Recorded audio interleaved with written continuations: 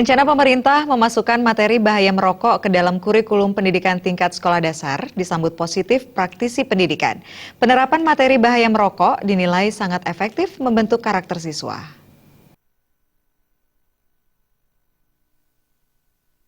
Praktisi pendidikan Made Suwarto mengatakan wacana pemerintah memasukkan materi bahaya merokok pada kurikulum pendidikan tingkat sekolah dasar merupakan bagian dari program pembentukan karakter, sesuai dengan target optimalisasi pendidikan karakter yang dicanangkan dalam Nawacita.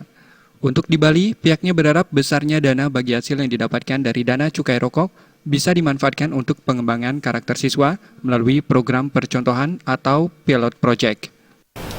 Memasukkan kurikulum, kalau saya sebagai pimpinan perguruan tinggi yang bergerak di bidang pendidikan yang outputnya nanti adalah calon guru, di mana pendidikan karakter harus mampu menjadi contoh, bukan memberi contoh tapi mampu menjadi contoh yang mengarah pada diri sendiri.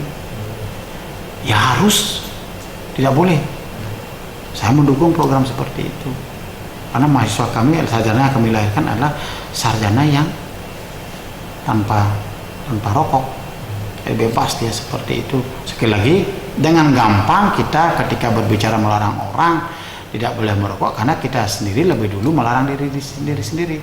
Itulah pendidikan karakter, harus mampu menjadi contoh.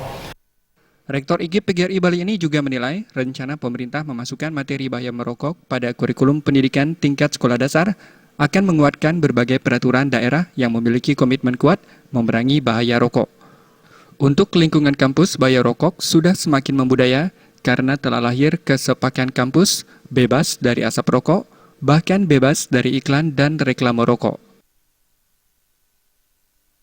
Suteja dan Gung Krisna, Bali.